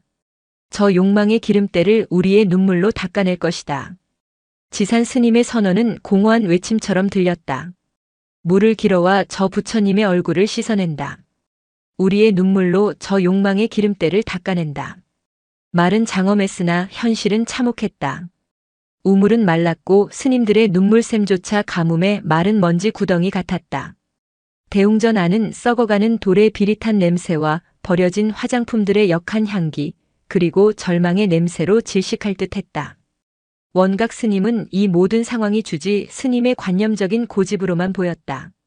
스님, 탁상공론이십니다. 눈물로 돌을 씻으신다니요. 당장 저 상처를 도려내지 않으면 저 불상은 형체도 없이 무너질 것입니다.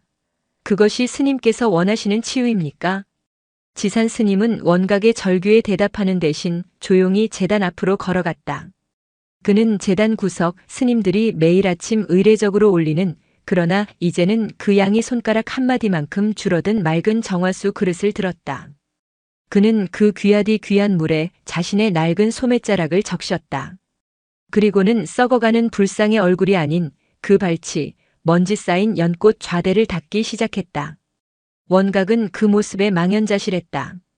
지금 얼굴이 무너지고 있는데 발을 닦고 있다니. 원각 스님. 지산이 등을 돌린 채 말했다. 상처가 났을 때 상처만 보아서는 아니 돼요.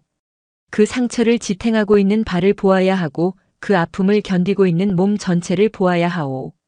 그는 묵묵히 좌대의 먼지를 닦아냈다. 우리는 저 부처님의 썩어가는 얼굴에만 집착했어. 만금 보살은 저 얼굴에서 딸을 보았고 우리는 저 얼굴에서 재앙을 보았지. 허나 단 한 사람도 저 무거운 몸을 바치고 있는 발을 보지 않았소. 원각은 지산 스님의 그 무심한 그러나 근원적인 행위 앞에서 숨이 막혔다. 그는 자신의 어리석음을 깨달았다. 자신은 문제만 해결하려 했을 뿐 그 문제를 안고 있는 존재 자체를 보지 못했다. 그는 묵묵히 지산 스님의 곁에 무릎을 꿇었다. 물은 없었다. 원각 스님은 자신의 마른 소매로 불상의 차가운 무릎을 닦기 시작했다. 물기 없는 천이 거친 돌에 스치며 마치 우는 듯한 소리를 냈다. 그때 법당 구석에서 실어증에 걸렸던 명호가 두려움에 갇혀있던 만금 보살이 그 광경을 지켜보고 있었다.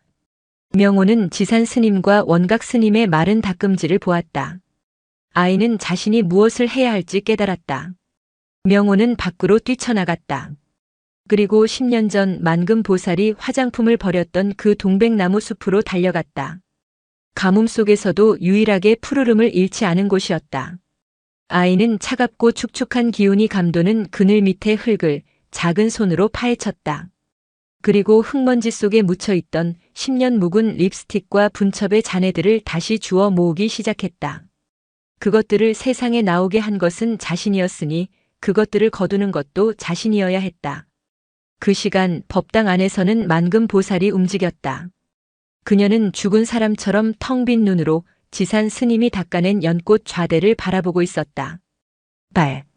그녀는 10년 전 남편의 49제 때 그리고 딸의 장례 때 자신이 했던 일들을 떠올렸다. 그녀는 단 한 번도 남편의 혹은 딸의 발을 닦아준 적이 없었다. 그녀는 그들의 얼굴과 이름 그리고 그들이 남긴 재산에만 매달렸다. 그녀는 비틀거리며 불상 앞으로 다가갔다. 그리고 썩어가는 그 얼굴을 올려다보았다. 그때까지 그녀는 그 얼굴에서 딸을 보려 애썼다. 하지만 지금 그녀의 눈에 들어온 것은 다른 것이었다. 황금칠이 벗겨진 자리, 명호의 립스틱과 화학약품, 그리고 돌에 썩은 가루가 뒤엉켜 흘러내린 그 자국. 그것은 10년 전 불사일을 할 때 석공들이 썼던 접착제 악교와 덜 마른 오칠과 그리고 급하게 입힌 금박이 돌의 상처와 뒤엉켜 골마 터진 거대한 고름이었다.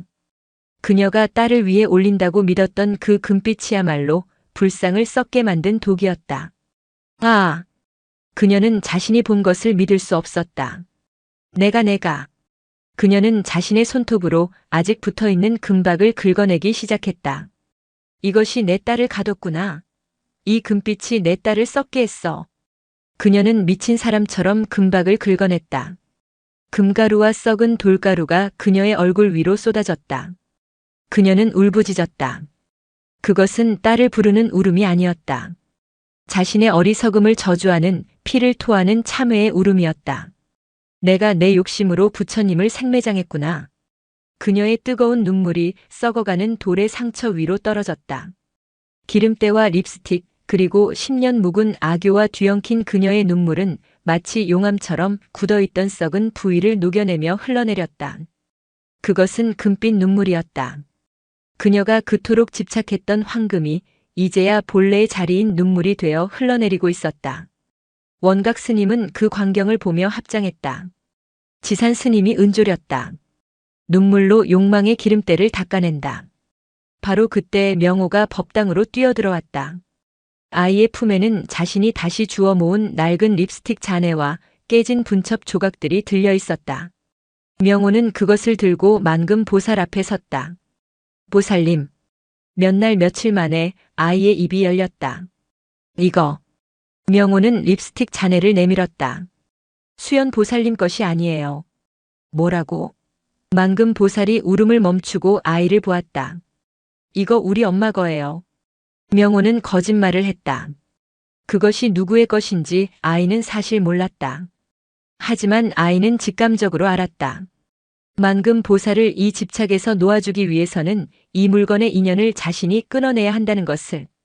우리 엄마가 저한테 주고 갔어요. 예쁘게 하고 기다리라고. 명호는 또렷한 목소리로 자신의 이야기를 지어냈다. 부처님 얼굴이 우리 엄마처럼 슬퍼 보여서 그래서 발라드린 거예요. 그것은 7살 아이가 할 수 있는 가장 크고 자비로운 거짓말이었다. 그것은 만금 보살의 환영을 깨부수는 진실의 칼날이었다. 만금 보살의 눈이 흔들렸다. 내 딸의 것이 아니라고. 그녀는 자신이 붙잡고 있던 마지막 동아줄이 사실은 존재하지 않았음을 깨달았다. 그녀가 딸의 흔적이라 믿으며 흉물에서 성물로, 성물에서 다시 흉물로 만들었던 그 모든 집착의 근원이 부정당했다. 그녀는 허탈하게 웃었다. 그래 그랬구나. 그녀의 어깨가 축 늘어졌다. 내 엄마 것이었구나. 그녀는 딸의 망령에서 벗어났다. 그러나 동시에 자신의 모든 것을 잃었다. 그녀는 명호의 손에 들린 립스틱 잔해를 받아들었다.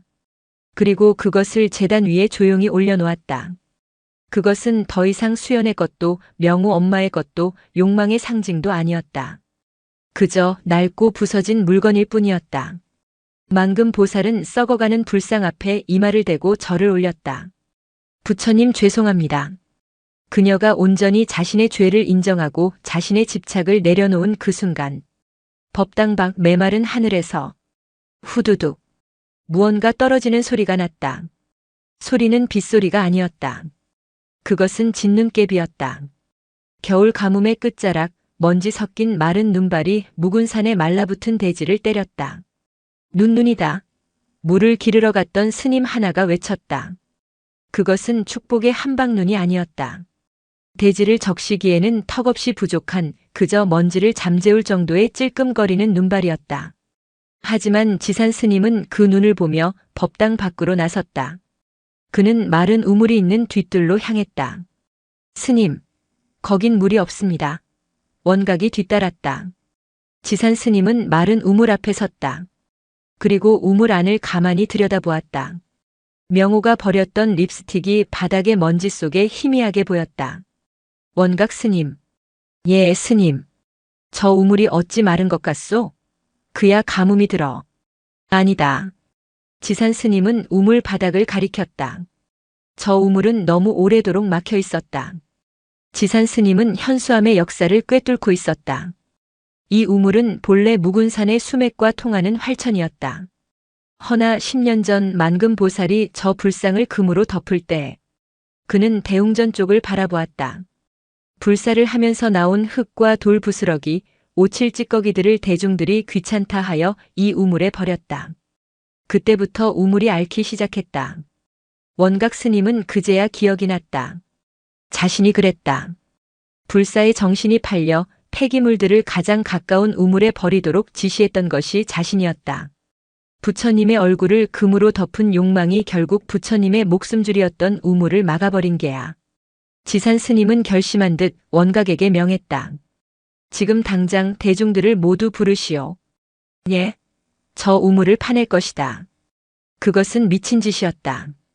겨울에 얼어붙은 땅도 아니고 수십 길 깊이의 마른 우물 바닥을 파내겠다는 것이었다. 스님, 저긴 위험합니다. 그리고 물이 나온다는 보장도 파내야 한다. 지산 스님의 목소리는 단호했다. 저 썩은 불상을 치유할 약은 저 썩은 우물 바닥에 있다. 그것은 불상 복원이 아니라 현수암의 근원을 다시 파내는 대작업이었다. 스님들은 반신반의하며 밧줄과 도르래, 삽과 곡괭이를 가져왔다.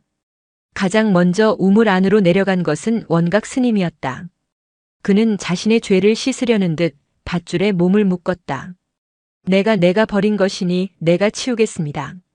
그는 차가운 우물 바닥으로 내려갔다. 그곳은 먼지와 쓰레기 그리고 10년 묵은 불사 찌꺼기들로 가득했다. 그는 곡괭이질을 시작했다. 얼어붙은 흙먼지가 위로 솟구쳤다. 한나절이 걸렸다. 원각 스님은 지쳐서 올라왔고 다음 스님이 내려갔다. 그들은 교대로 우물 바닥을 파헤쳤다. 명호는 그 모습을 지켜보았다. 그리고 만금 보살도 창백한 얼굴로 그 모습을 지켜보았다.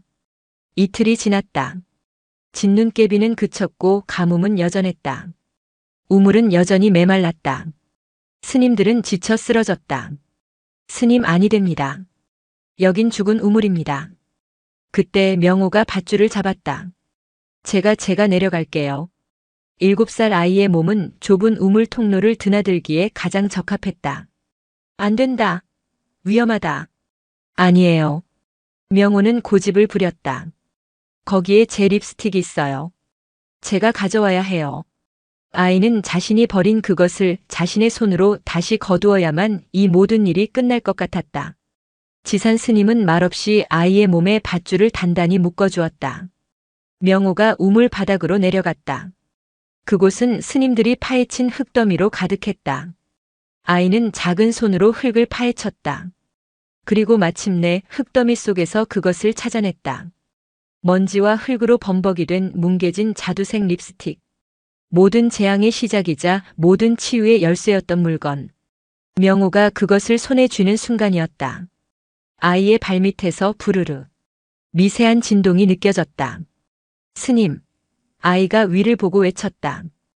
여기 축축해요. 원각 스님이 믿을 수 없다는 듯 아래를 내려다보았다. 명호가 서 있는 발밑에 흙이 젖어 있었다. 그들이 파낸 10년 묵은 쓰레기 더미 아래 묵은 산의 수맥이 그 얇디 얇은 숨결을 다시 토해내기 시작한 것이었다. 물이다. 물이. 그것은 샘물이 아니었다. 그것은 뻘이었다. 생명을 머금은 검고 축축한 진흙. 수맥이 다시 열린 것이었다. 스님들은 환호했다. 명호는 그 진흙 속에 묻혔던 립스틱을 들고 위로 올라왔다. 아이의 얼굴은 흙먼지와 진흙으로 범벅이 되어 있었다. 그 모습은 썩어가던 불상의 얼굴과 기묘하게 닮아 있었다. 명호는 흙 묻은 립스틱을 지산 스님에게 내밀었다. 스님. 지산 스님은 그것을 받지 않았다. 대신 아이의 손에서 흘러내리는 검은 진흙을 손가락으로 찍었다. 그리고 그것을 법당으로 가져갔다. 그는 썩어가는 불상의 얼굴, 그 흉측한 상처 위에 우물 바닥에서 퍼올린 그 생명의 진흙을 약처럼 발랐다. 이것이 진정한 계금이다. 지산 스님이 선언했다. 황금이 아니라 가장 낮은 곳의 흙으로. 욕망을 덮는 것이 아니라 상처를 드러내고 그 상처의 대지에 살을 바르는 것이다. 우물 바닥에서 솟아난 것은 맑은 물이 아니었다. 그것은 묵은 산의 뼈와 살이 녹아든 약초 냄새가 나는 검붉은 진흙수였다. 스님들은 그 귀한 진흙물을 조심스럽게 길어 올렸다. 가뭄은 아직 끝나지 않았지만 현수암은 죽음의 물이 아닌 생명의 흙을 얻었다. 지산 스님은 그 진흙물로 불상의 얼굴을 씻어내기 시작했다. 만금 보살의 눈물로 씻겨 내려갔던 10년 묵은 때와 명호의 립스틱 기름때가 마침내 대지의 기운이 담긴 진흙물에 중화되며 씻겨 내려갔다. 썩어가던 돌의 표면이 드러났다. 그것은 참혹했다. 불상의 입술은 뭉개졌고 한쪽 뺨은 깊게 파여 마치 끔찍한 화상 자국처럼 보였다. 썩은 부위가 도려내지듯 씻겨나가자 불상의 얼굴은 돌이킬 수 없는 흉터를 갖게 되었다. 사람들은 이제 이 불상을 약사 열애불이라 부르지 않았다. 흉터 부처님 혹은 얼굴 잃은 부처님이라 불렀다. 석공이 다시 불려왔다. 스님 이 상처는? 석공은 차마 말을 잇지 못했다. 새 돌로 메워야 합니까? 아니면 이대로. 모두가 지산 스님의 입을 바라보았다. 그때 한 달 넘게 식음을 전폐하고 유령처럼 변해버린 만금 보살이 자신의 거처에서 무언가를 들고 나왔다. 그것은 그녀가 시집 올 때 가져왔던 가장 아끼던 비단 치마였다. 딸 수연에게 물려주고자 했던 붉은 동백꽃이 수놓아진 화려한 비단이었다. 그녀는 그 비단을 불상 앞에 바쳤다. 스님. 그녀의 목소리는 완전히 쉬어 있었다. 제 욕심이 저 얼굴에 금치를 했습니다. 제 한이 저 얼굴을 썩게 했습니다. 그녀는 비단 치마를 손수 찢기 시작했다. 치잉 마이너스 화려한 비단이 조각조각 찢어졌다. 이제 제 마지막 남은 허영으로 저 부처님의 상처를 닦아드리고 싶습니다. 그녀는 물을 찾지 않았다. 그녀는 자신이 찢은 비단 조각으로 불상의 흉터에 남은 마지막 흙먼지를 닦아내기 시작했다. 그것은 만금 보살이 죽는 순간이자 한 평범한 중생이 태어나는 순간이었다. 그녀가 붉은 비단으로 상처를 닦아낼 때 명호가 그 모습을 가만히 지켜보고 있었다. 명호는 지산 스님에게 다가갔다. 그리고 자신이 우물에서 가져온 흙 묻은 립스틱을 내밀었다. 스님, 이것은 어떡하죠? 지산 스님은 그것을 받아들었다. 모든 일의 원흉. 그는 립스틱을 들고 석공에게 다가갔다. 이 상처를 메울 것이다. 무엇으로 말입니까? 지산 스님은 우물에서 퍼올린 검붉은 진흙을 가리켰다. 저 흙으로. 스님, 흙은 비가 오면 다시 씻겨나갑니다. 돌로 메워야. 괜찮다. 지산 스님은 석공에게 말했다. 씻겨나가면 또 바를 것이다. 상처란 한 번에 낫는 것이 아니기 때문이다. 매일 약을 바르듯 매일 이 흙을 바를 것이다. 그리고 그는 명호의 손에 들려있던 립스틱을 받아 그 검붉은 진흙에 으깨어 넣었다. 모두가 숨을 죽였다. 자두색 립스틱의 붉은 안료가 생명의 진흙과 뒤섞였다. 스님, 그 불경한 것을. 원각이 외쳤다. 불경하지 않다. 지산 스님이 그 붉은 진흙을 손에 들었다.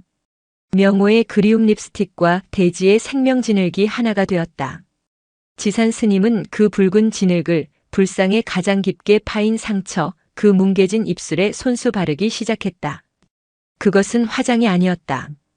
그것은 치유였다. 가장 아픈 상처에 가장 순수한 그리움과 가장 근원적인 생명력을 더해 새 살을 돋게 하는 의식이었다. 불상의 얼굴은 기괴했다. 창백한 돌의 얼굴 위로 흉측한 상처가 이제는 붉은 진흙으로 덮여 있었다. 마치 갓 터진 상처에 약을 바른 것처럼 그 모습은 날 것이었고 고통스러워 보였다. 하지만 그것은 더 이상 슬픈 얼굴이 아니었다. 더 이상 썩어가는 얼굴도 아니었다. 그것은 살아있는 얼굴이었다. 명호는 그 모습을 보며 자신이 왜 그토록 부처님께 화장을 해드리고 싶었는지 그 이유를 어렴풋이 깨달았다. 자신은 그저 저 차가운 돌이 살아있기를 바랐던 것이다. 망금 보살은 그 붉은 진흙 상처를 보며 더 이상 울지 않았다. 그녀는 자신의 찢어진 비단 조각으로 흙이 떨어진 불상의 발치를 묵묵히 닦을 뿐이었다. 그날 이후 현수암의 약사 열애불은 붉은 흙부처가 되었다. 그것은 불사가 아니었다. 그것은 차라리 지독한 아리의 시작이었다. 현수암의 붉은 흙부처는 치유의 상징이 아니었다. 그것은 매일같이 덧나는 상처 그 자체였다. 우물에서 길어올린 검붉은 진흙은 지산 스님의 손으로 불상의 상처에 발라졌다. 그 붉은 진흙에는 묵은산의 기운과 명호의 그리움 립스틱이 뒤섞여 있었다. 하지만 상처는 굳지 않았다. 봄이 오고 얼었던 땅이 녹으며 첫 비가 내리던 날 스님들은 공포에 질려 대웅전으로 달려왔다. 스님, 흙이 씻겨 내려갑니다. 밤새 내린 비에 불상의 얼굴에 발라졌던 붉은 진흙은 붉은 눈물처럼 씻겨 내려가 흉측한 상처 자국을 고스란히 드러내고 있었다. 그것은 마치 낫기를 거부하는 상처처럼 보였다. 어서 덮어야 합니다. 원각 스님이 소리쳤다. 아니다. 지산 스님은 빗속에서 묵묵히 서 있었다. 씻겨나가는 것은 씻겨나가게 두어라. 허나 스님, 상처란 그런 것이다. 한 번의 약으로 낫지 않는다. 씻겨나가면 다시 바르면 될 일이다. 그날부터 현수암의 새로운 일과가 시작되었다. 그것은 명호의 몫이었다. 명호는 더 이상 새벽 예불에 참석하지 않았다. 그의 예불은 매일 동이 트기 전 우물로 가 그 검고 붉은 진흙을 한 그릇 길어오는 것이었다. 그리고 그는 법당에 홀로 앉아 비바람에 씻겨나간 불상의 상처에 새 흙을 바르는 것으로 하루를 시작했다. 그것은 고된 일이었다. 흙을 개고 받침대를 딛고 올라가 차가운 돌의 상처에 제 손으로 흙을 발랐다. 아이의 손은 늘 붉은 흙물이 들어 마치 피가 묻은 듯 했다. 그 흙을 바르는 행위는 기도가 되었다. 첫 흙을 바를 때는 엄마를 생각하며 발랐다. 두 번째 흙을 바를 때는 수연이라는 죽은 처녀를 생각하며 발랐다.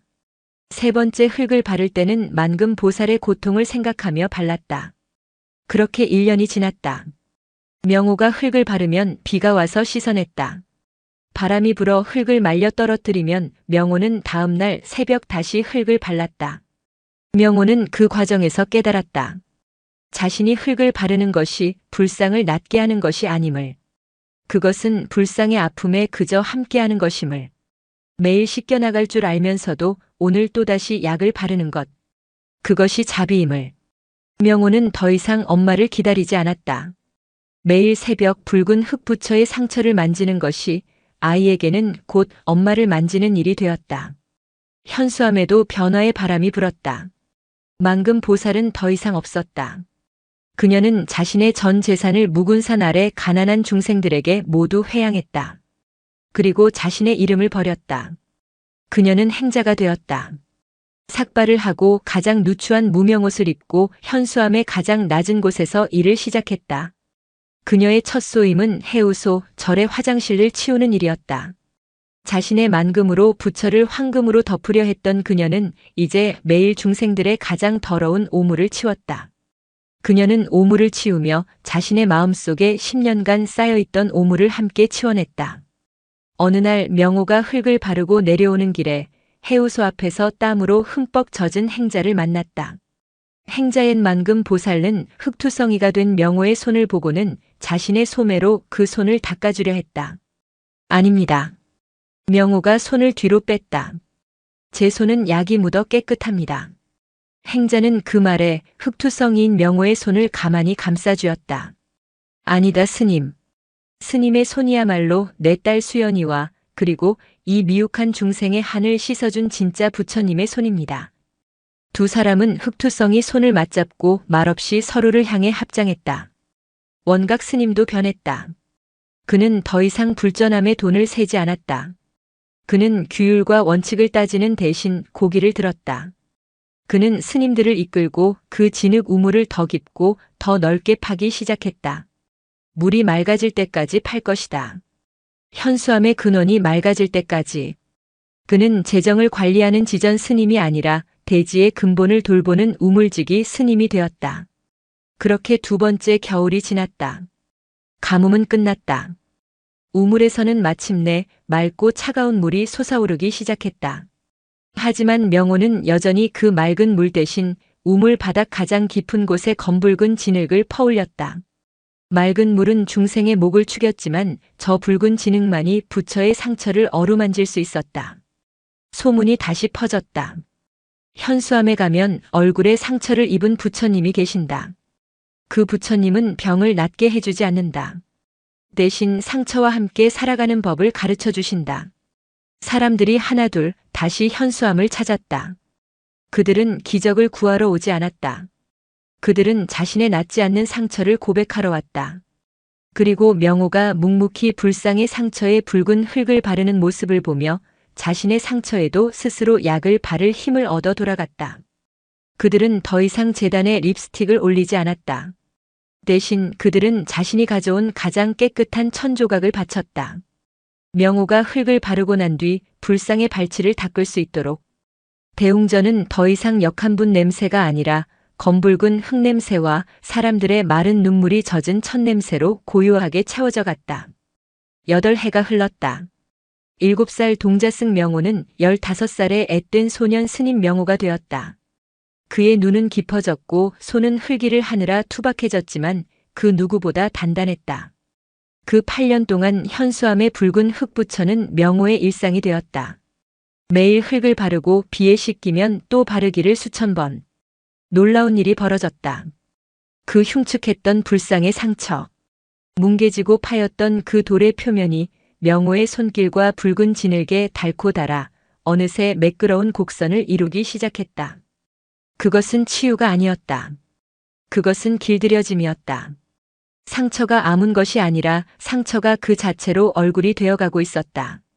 사람들은 그 불상을 보며 더 이상 흉측하다고 말하지 않았다. 그들은 그 붉은 흙자국에서 깊은 연민과 시간을 읽었다.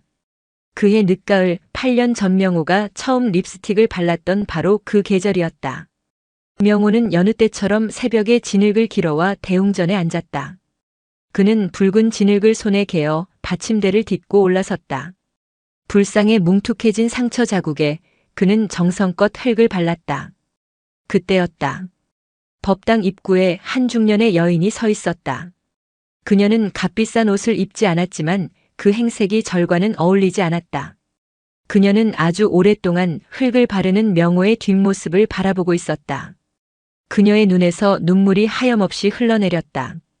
명호가 흙을 다 바르고 받침대에서 내려왔을 때 여인과 눈이 마주쳤다.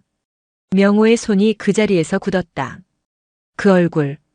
자신이 잊었다고 생각했던, 그러나 8년 전 불상의 얼굴에서 그토록 찾으려 했던 슬픈 얼굴. 자신을 묵은산 입구에 버리고 갔던 어머니였다. 어머니는 병색이 완연했다. 8년 전 그녀는 자신이 불치병에 걸린 것을 알았다. 어린 아들을 홀로 둘 수 없어 마지막으로 가장 예쁜 화장을 하고, 그것이 명호의 마지막 기억이었다. 아이를 절에 맡겼다. 잠깐만 기다리라는 거짓말을 남기고 그녀는 죽으러 떠났던 것이다.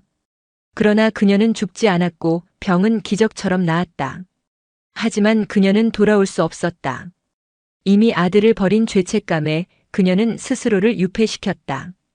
그러다 8년 만에 상처 입은 부처의 소문을 듣고 그저 멀리서나마 아들이 살아있는지 보려고 현수암에 온 것이었다.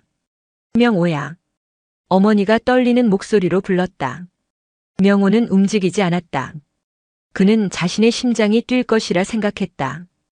혹은 원망이 솟구치거나 눈물이 터질 것이라 생각했다. 하지만 놀랍게도 그의 마음은 묵은산 우물의 물처럼 고요했다. 그는 8년간 매일 아침 자신의 가장 큰 상처 어머니를 불상의 상처에 덧바르며 이미 씻어내고 있었다. 그에게 어머니는 더 이상 그리움이나 상처가 아니었다.